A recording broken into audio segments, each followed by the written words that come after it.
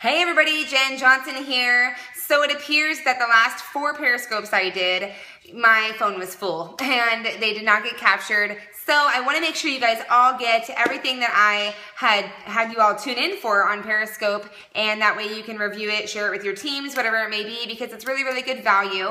So today I did a Periscope and I did it all about, are you running a business or are you running a hobby? You know, a lot of people come into this industry and they think they're gonna buy all these shiny new objects, it's gonna be so much fun, and then what happens? They just sit on the product and then they don't do anything with it. So you really have to make sure, you know, remember, a hobby is something you do on the side. You know, you do it when you have time. You do it on your spare time. You don't really make it the #1 priority in your life. It's just something you do for fun. It's a pastime. And you cannot treat business that way. If you really think about it, there's so many people that do. You know, you gotta put it as a priority. Your business is your job. It's your way of making income. So what happens? You gotta do it even on the moments you don't feel like it. Even when you feel like you'd rather watch a TV show, or even when you feel like you'd rather, you know, go out to dinner with your family, but you have a team meeting to run, or you need to jump onto a call real quick. You know, it's a little bit of sacrificing here and there, but you really want to treat it like a business and go all in the beginning. You know, you want to make it the most important thing. It's a priority. So for me, I know my top 3 priorities in life. It's faith, family, and career. So that is the order I keep it in. My faith is always going to be first. It sets the foundation for, you know, how to raise my family and be around my family. And then it also blesses me in my career.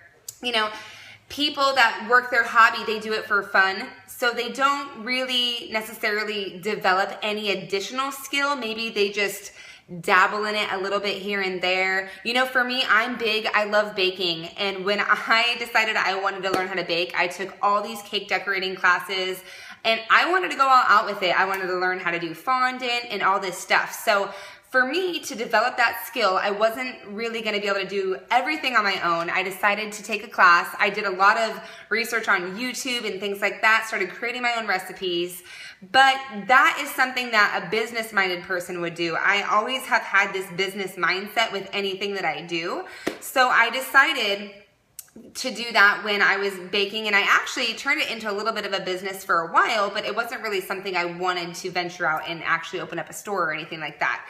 So the bottom line is, you guys, you have to personally develop. You have to put in the time to learn. You have to invest in knowledge. You have to invest in doing webinars. You need to invest in coaching at some point, books, anything you can invest in to gain your knowledge. Because what's going to happen is you are going to learn it, and then the very, very last step to that is you need to start teaching it. You know, when you come into your business, you either have employees or network marketing. You know, you're going to be recruiting and sponsoring people. So you need to gain knowledge to teach the average person how to do this. This is where a lot of people miss this step, and it is so important. So, you know, hobbyists, they'll buy product, they'll buy certain things. Maybe they won't buy the best brand of everything. Maybe they will just buy a little bit of something to see if it's a hobby they're even gonna like. In business, you cannot do that. You have to go all in. You have to know this is a business you want to invest in. You've already made the executive decision as a business owner. I'm planting my feet here.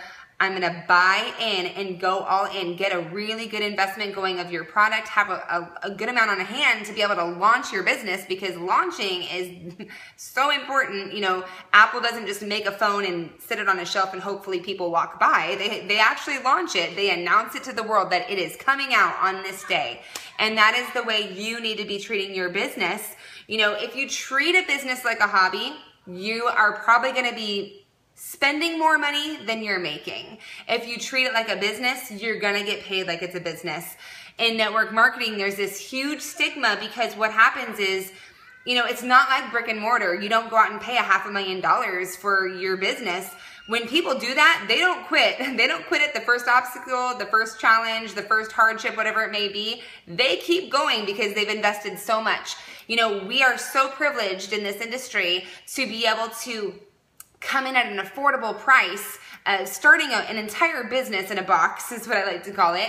And be able to go out and actually build upon that foundation, you gotta treat it like you spent $500,000, even though you maybe spent 500, 200, 1,000, whatever it may be. You have to remember that it is worth $500,000. You know, stop treating it for what you paid for it, but start treating it for what it's worth. And just remember, you guys, your income will never outgrow your personal development in this industry. So you have to gain the mindset, not something that a hobbyist does when they feel like it, but you know, create that mindset of having to do this all the time, making it a priority, you know, training, knowledge, skill, everything that I've covered. And you know, again, there's no schooling needed, there's no degree needed. It's a beautiful industry. It gives everybody equal opportunity. So guys, I really hope this information helps you out. If you feel you are just spending month after month on so much product, on so much, but you're not really gaining much out of it, you really need to ask yourself, am I treating this like a business?